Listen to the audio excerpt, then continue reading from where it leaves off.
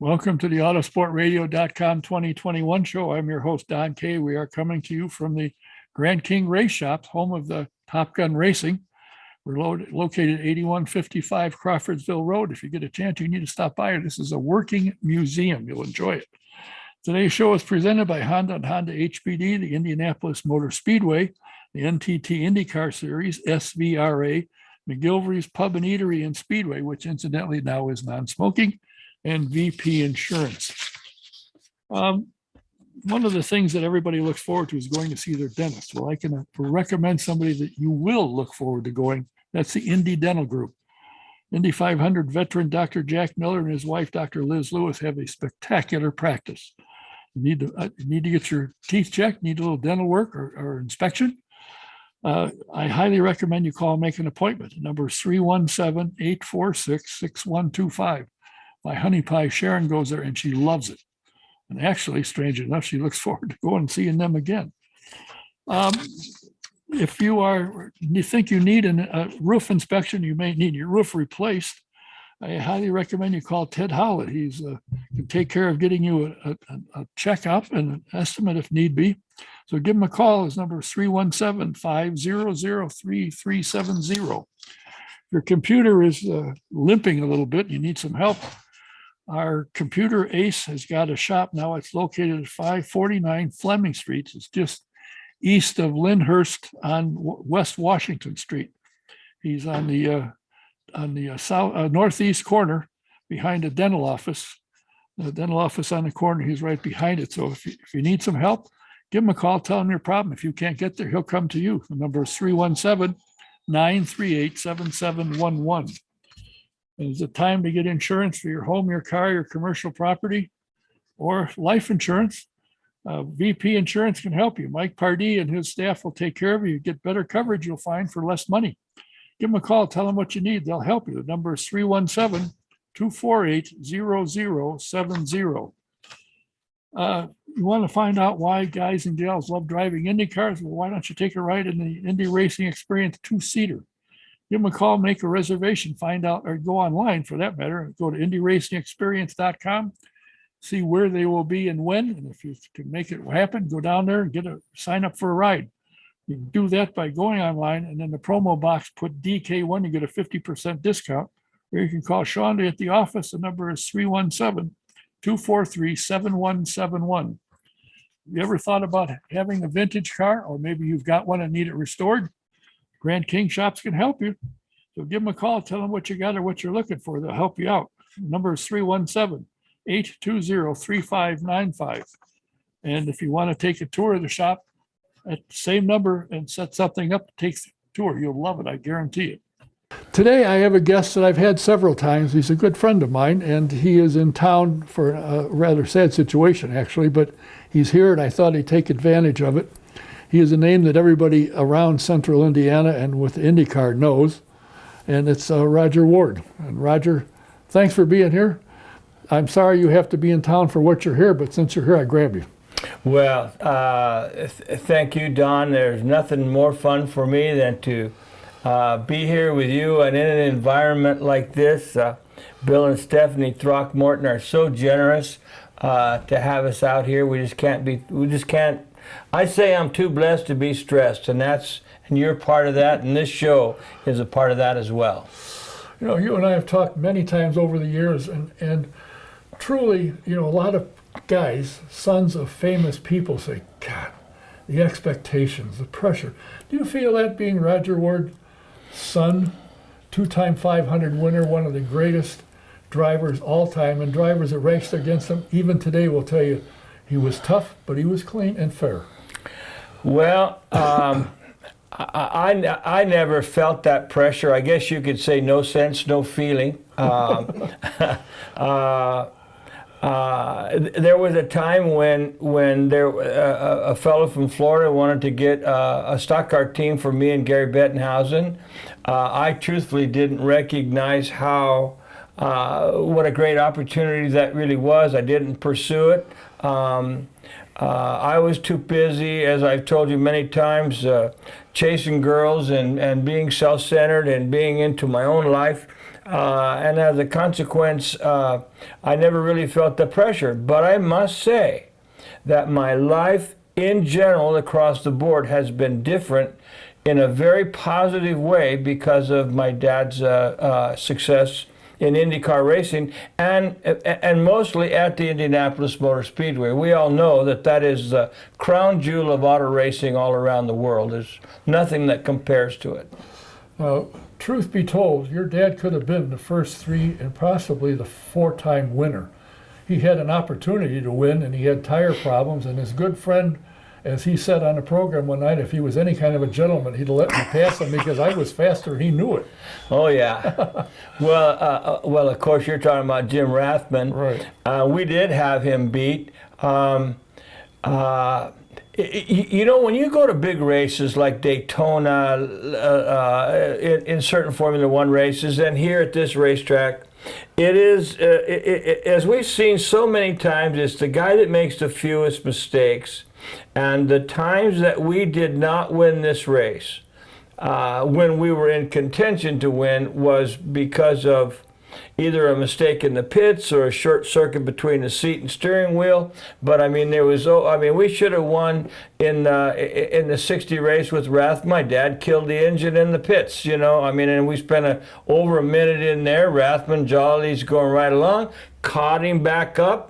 And then in fact, my dad made a mistake. They had like a socket wrench inside the car, and you could give it a couple of clicks and it would tighten the bar up, or take it the other way and loosen the front bar up. And he put too much weight in the right front. Had he done a little bit less and caught him just a little bit slower, we would have been able to pass him for the win, and the right front would have lived.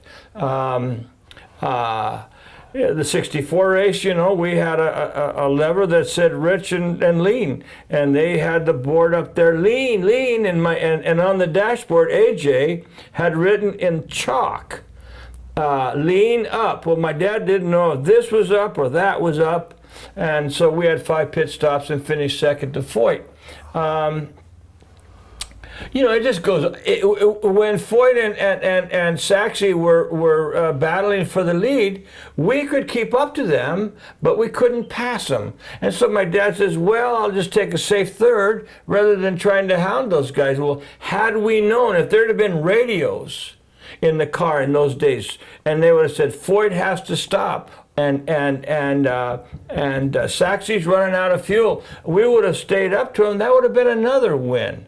But we won her twice. You know, one of the times we won, Parnelli was way faster than anybody, and he ran out of brakes, had to drive it along the pit wall to get the thing slowed down and take it in the pits. So, I mean, it goes both ways. But yeah, we could have won a couple more here, I think. You know, as I said just a few minutes ago, that your dad is respected by the guys that are still around to talk about racing with him, because I've asked the question, who is one of your toughest competitors? And they've all said Rodger Ward. Clean, but tough. Now, he's done some remarkable things. He's got 2 500 wins, for which, as you say, is the crown jewel of all racing. But he won a lot of races, and he won a lot of races in midgets. He was a hell of a short track driver. Well, that's really how he got his start and how he got his first scar from a race car. He was in the United States Air Corps as a P-38 pilot down in Texas, and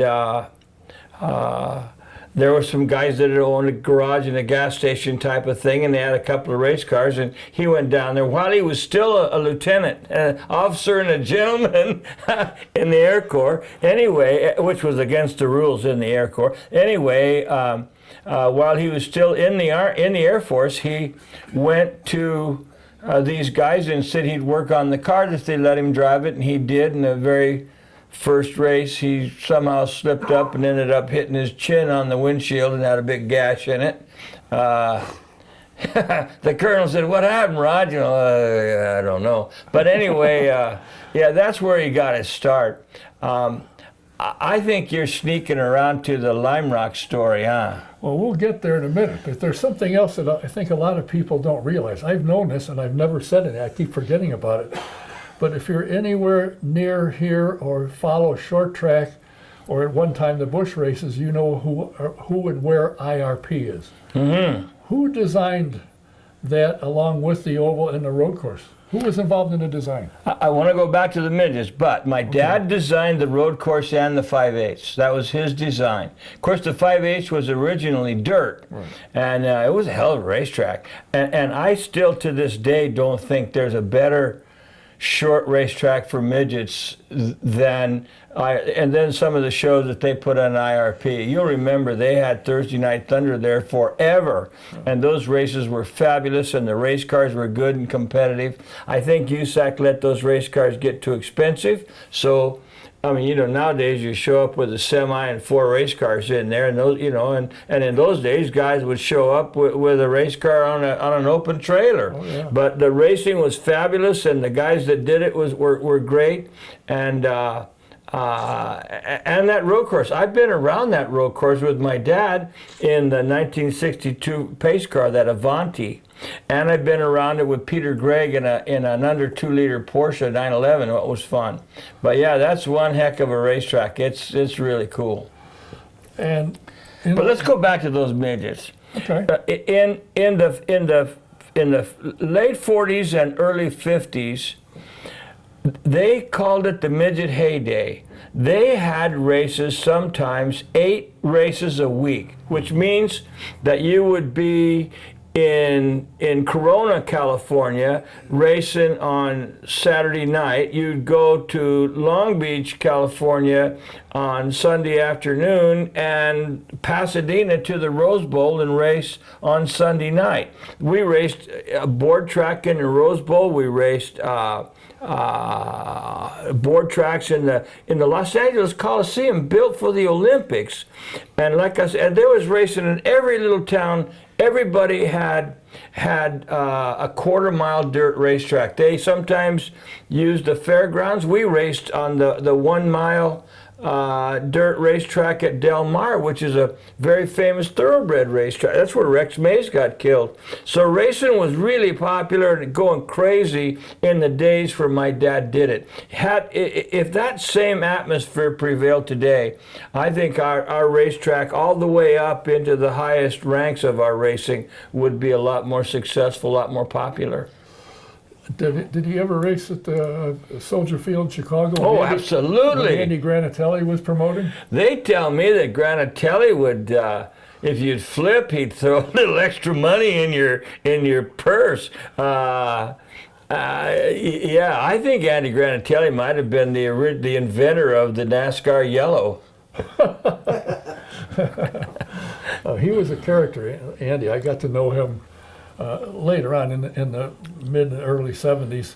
Got to know him, got tickets from him for various things. He took care of it. And when he shot a commercial, he did a commercial with a Lincoln Continental showing STP and how it worked in the winter. He calls me up and he says, "What are you doing tonight?" I said, "Nothing particular. Come on up, I want to show you something." So I go up to his house and I see these machines sitting around. I said, "What in the world is this about?" And the car's sitting out, and he comes out with his trench coat on.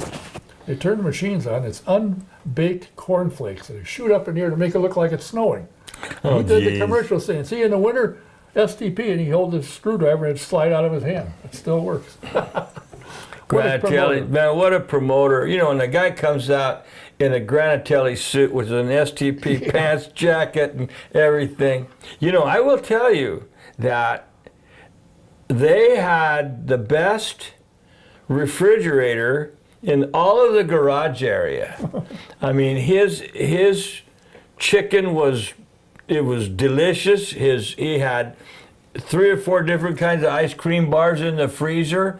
I mean, he was totally knocked out. And I would go in there to try I would work for Firestone at the time, and I would go in to try a wheel on or to do something to service that race car. And boy, everybody know. I mean, if he was on the phone, I mean, you were to keep your trap shut, and it was like going into a German concentration camp. But boy, oh boy, did they have the food, man! Oh yeah. You could never tell that looking at Andy, though. You'd think he's starving to death. He sat next to my stepmom one time and ate a bucket of chicken in the penthouse during the race. I did a bucket. He ate the whole thing. You know, there's some great days going on, and there's some interesting stories, and one of them involves your father at Lime Rock, a story that people know about, but I don't think they realize everything that took place. Tell me about that. Well, Chris Economaki, who, what a dear friend, what a great man for car racing, and we miss him dearly. Chris Economaki got a hold of Ken Bren over in New Jersey, I think, and said that Rodger Ward would be available to drive his midget at this, they called it Formula Libre, which of course means run what you brung. And they were having this Formula Libre race at Lime Rock, Connecticut. And my dad and Ken Bren made a deal. My dad said something like, I'll just take the appearance money, you can have the prize money, because my dad just wanted to go over there and race, you know what I mean? He wanted to go over there and see what would happen. And showing up at this event was, at the time, the great George Constantine. Dan Gurney was there. Then there were these two brothers from Mexico City, Pedro and Ricardo Rodriguez. Now, Pedro did some Formula One racing. I think he even won a race. But these are the Mexican nationals and all that other business. And they all went up there, and they went to Lime Rock and raced. Well, now, of course, these fancy sports cars that these guys bring up, you know, you laying back in there and you got to come into the corner, you're going, Hutton, you know, and you're doing all of this, you know, getting around the corner. And my dad, in this little midget, he just go down and whoop, just throw the thing sideways and dart off the corner. So the racetrack, I mean, we came to Raceway Park and raced a midget one time for Wilkie, and it didn't work as good because the straightaways were too long, and those guys would finally get it wound up and be able to blow us off at the end of the straightaway. And our range of speed was nowhere near theirs. They could slow down to 30 miles an hour and then jack it back up to 140 miles an hour, and our top speed was probably someplace in the 120 miles an hour zone. Anyway, so I wish I had it with me. The trophy that my dad got for this thing is a wall plaque, and it says on it the best performance by an American-made sports car, because they had no idea that my dad would even be competitive in that thing. Now, they took it to Sebring one time too, and there was another that didn't work out. And of course, that's a 12-hour race, and so. But anyway, one of the real funny, the end of the story is we went over there and blew everybody's doors off. Yeah. I mean, my dad, I think he ran second in a heat or something, but then when it came time to race, he smoked them.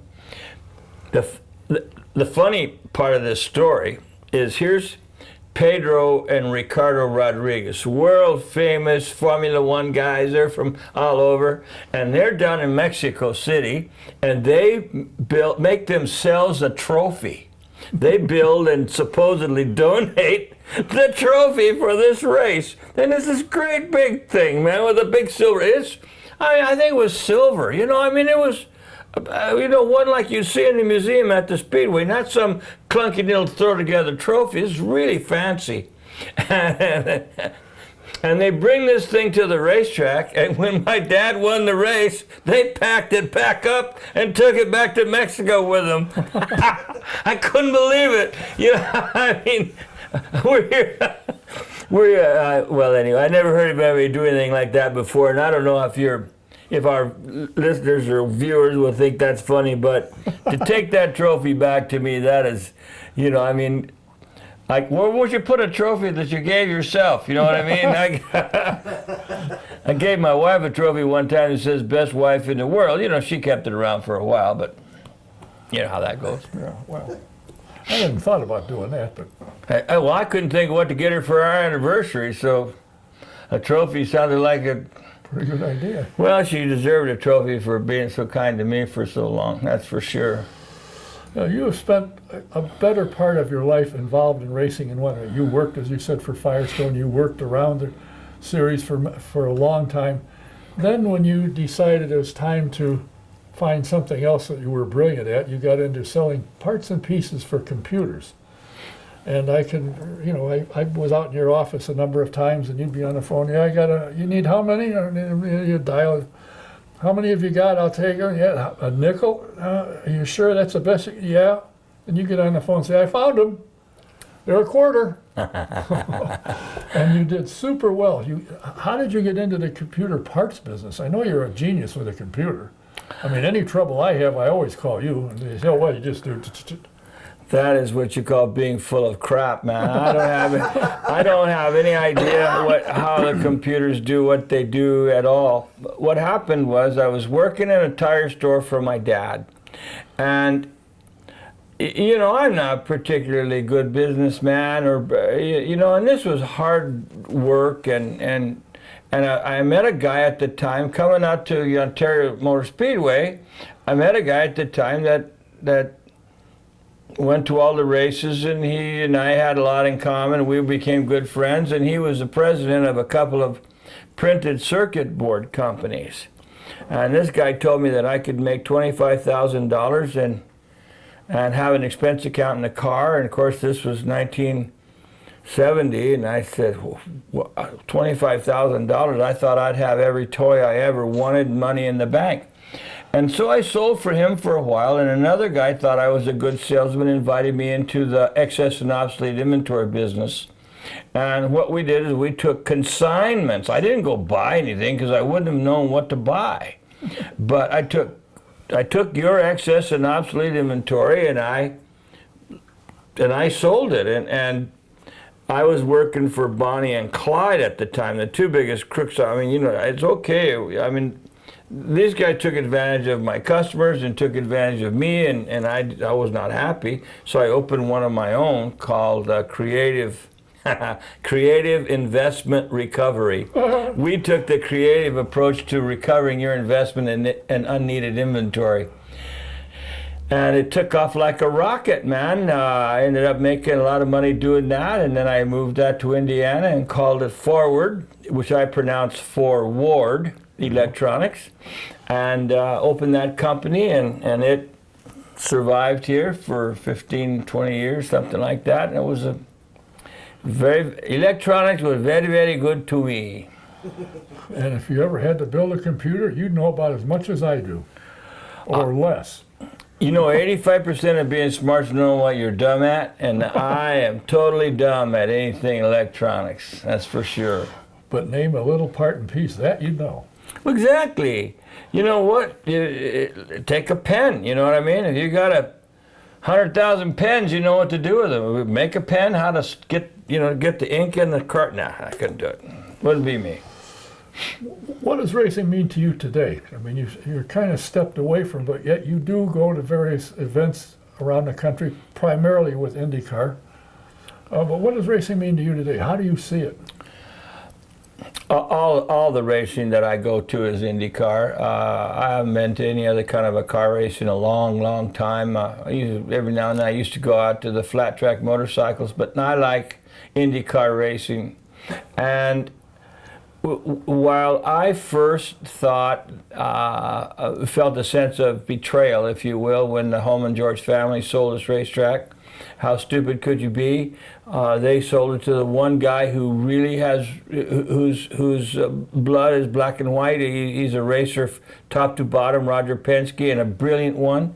I'd go to work for him in a heartbeat doing anything, you know what I mean? Because I know that his way of success would be success. And I am thrilled at the auto racing we've got going on. I'm in love with Rodger Ward and Alex Rossi and Palou, for Canassi. Canassi pulls one out with a guy whose name we never heard of before. I mean, all of this stuff is good, and our racing is getting better and better. I'd like to see more ovals, but Rodger says that that's something he's interested in exploring. And so if I have any regrets at all, it's that I'm going to be 80 in November, and I don't have another 40 years to watch these things. No, I'm loving this car racing. I of course have my own idea what I would like the formula to be. I think even midget race cars cost too much money, so I'd love to see them figure out a way to reduce the cost of these things. So guys that are just sportsmen, you know what I mean, that have got a few extra $1 million, that, you know, could have a race car. But now, you know, if you were going to go get a sponsorship for a guy right now, if you don't bring $6 or $7 million, I think they put your name on the bottom side of it. Anyway, no, I love it, and all these new race drivers, all these new teams. You know what? I was really excited when Elliott won the race this year, and all of my old friends, we all say we want a new winner. You know, I want a Palou to win, or I want somebody, Elliott, a 4-time winner. Nah, you know, I didn't care much about that. But the new winner we got this time was a team. So, I mean, here's a team that wins. That's the first time for that team, and that elevates them into the Ganassi, Penske, Andretti circles. You know what I mean? So to me, that is totally awesome. And the guy that runs that team, he's a racer through and through as well. Oh, yeah. I think we're just totally fortunate. What do you think of the coming over here from Europe of the Formula One drivers? If the guy could figure out how to drive one of these things, I don't care where it came from. I would like to see our road to Indy gain more prominence, and I understand from you and others that Rodger even has an interest in bringing the Indy Lights along. You see, if I was the king, which I think of Roger Penske as the king, if I was the king, I would insist. I mean, if you had an Indy car, you would also have a lights, and you would run. We would show up on Friday, run the practice, run the lights on Saturday, or run the lights Sunday morning, and run the champ cars Sunday afternoon. I mean, I think that you know what? How many years in a row were the best race of the weekend was the lights race right here, the Freedom 100. I mean, when those guys crossed. They crossed the starting line, 2 or 3 of them who won you didn't know until you saw the photos. So I like that. Formula One guys, come on. And they're enjoying it. That's the neat part. They've been over there, and they find if you're a mid-pack, you're a mid-pack. That's it. If you're not one of the 1 or 2, 3 top teams, you're not going anywhere. But they're loving it. Romain Grosjean has become a huge fan favorite, and he's having a ball. Well, I understand it. I mean, of course, when the Formula One guys came here, we had credentials, so we could kind of get around. But even then, they were very insulated from us. Yeah. But this Grosjean, I understand, if as long as there's somebody there holding out something for him to sign, he does it. He'll stop for pictures.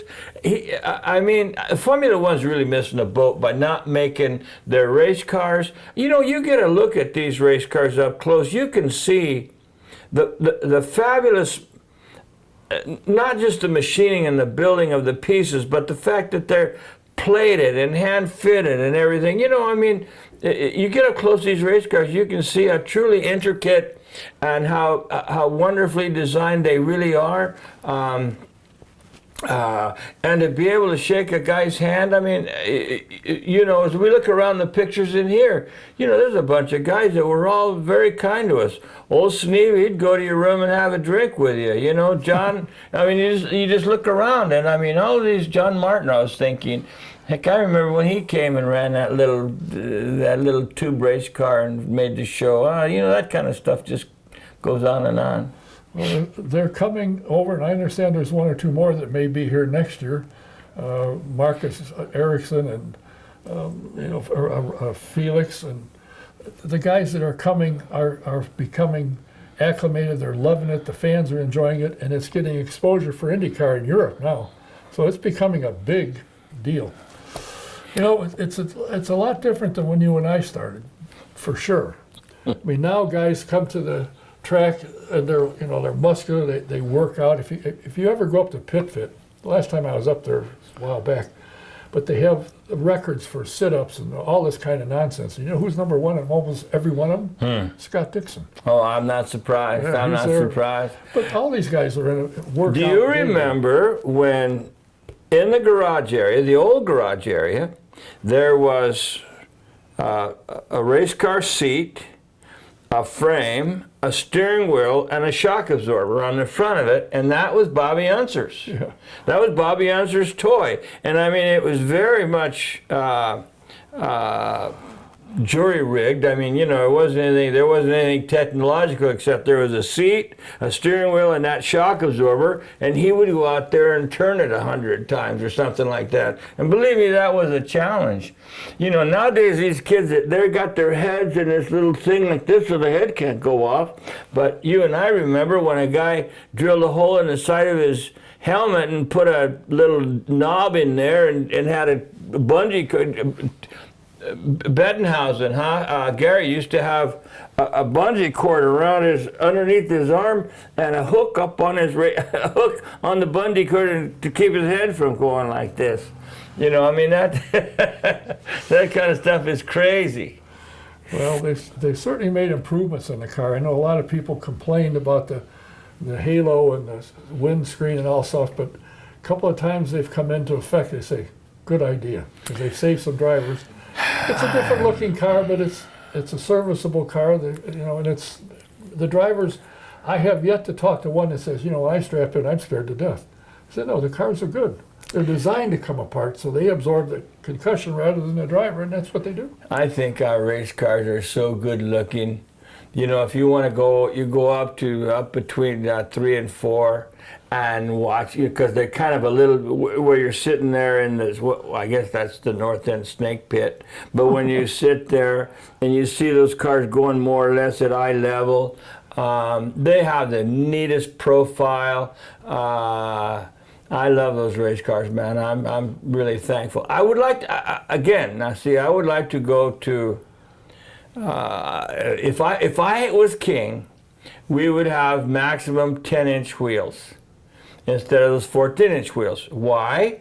Because you would have less aero resistance, and you'd be able to go faster down a straightaway, but when you got to the corner, you have to lift and reach over and touch the brakes maybe.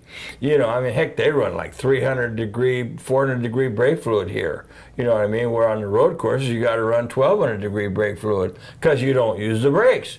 Anyway, I would like to see the formula change so that guys would have to lift in the corner, but on balance, I'm loving our racing. I like Portland. I like watching Portland. I go to Road America. Well, here's another thing. I would like to see the IndyCar circuit have some races, say like, we come to the Speedway, we get the road course, then we get to Indianapolis, the 500-mile race, then maybe go to Ohio, back to Iowa, up to Road America, around, so that those of us who drive motorhomes to the races could sort of have us, be able to spend 6 weeks in the Midwest and see 4 or 5 races. I'd like to see something like that change. But once again, I love it. I love every minute of it, just exactly the way it is. Well, I'll tell you what, it's always a pleasure. By the way, I got to ask you, I mentioned at the beginning that you're here for a reason, not the happiest of reasons, but you were at Portland, you hustled back to your house in Manhattan Beach, got on a plane at LAX, which is 10 minutes from your house, and you're here. Why are you here? Well, our dear friend Byron Leo Thompson, we have your group that comes for the race, my group that comes for the race. We all meet at Leo's. They even cook food for us for after the race, and of course we sit around. The August race, when they race with no fans, I have 28 seats, and there were 20 of my people in on Leo's front porch with his motorhome awning out, my motorhome awning out, and his television in the side of his motorhome on, and we heard the race cars going down the straightaway and watched them on television. So why did I tell that story? I don't know. Because of Leo. Yeah. Well, Leo had some complications following a tough surgery. The surgery went well, and then he had a stroke and a heart attack, and he's sort of still at St. Vincent's recovering from that. And if you pray, I'd ask that you say a special prayer for my brother Leo. It breaks my heart that he has to suffer like this, but I'm going to be pissed off if we don't get to park at his house. So will our group, and I've been following almost on a daily, and Celeste and you have kept me up to speed, and I've kept our gang up to speed, so we know what's going on. He's making improvements. Originally, he couldn't move anything on the left, but now he's starting to get a little movement and sense of feeling back, so things are heading. And he got tired of swallowing a tube, so he decided, I got an idea. Out it went. You know how helpless you are. You're in the hospital, and your friend is reaching up and pulling his tube out of his nose. What do? I mean, I yelled at him and grabbed his hand, but by then he had that much of it out, so what do you do? And then he was trying to pull this other thing off his neck. Oh, yeah. Leo. But he's making headway, and that's a good thing. So progress, not perfection. That's the word looking for. Yeah, and still his driveway should be available next May. That's right. Anyway, listen, I'm sorry you're here for the reason you're here, but I'm glad you're here. I'm glad you took the time to sit and chat. Look forward always to seeing you and talking with you. So until the next time, my friend, Rodger Ward Jr. Well, let me help you one time. I just want to thank again Bill and Stephanie Throckmorton for having us here. What absolutely lovely, charming people they are. And to have this kind of an investment and this kind of a facility so that people like you and I can come and enjoy this. They're great collections. It's very gratifying, and I feel grateful. And grateful to you, my friend.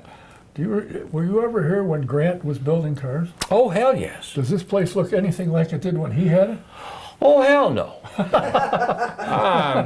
Heck, man, I was the guy that was the original fuel cell man for Firestone Racing Division. Ed Edmonds, nicknamed Lushwell, lived in that house up there. He worked at Firestone when I did. Now, this place got a lot of history, and if you ever get a chance and you're in the area, come over here, stop in, 8155 Crawfordsville Road. It's just east of Country Club. It's on the south side of the street. Come out, take a look. You'll be impressed. Well, one thing that this race shop does is it pays tribute to Grant and Doris King. And Grant was, of course, Chinaman. Is that politically correct? He was Chinese. But he was an absolutely delightful guy. He built the hell out of race cars. There's a lot of sprint car frames that are still out there in some modified circuits that were Grant King race cars.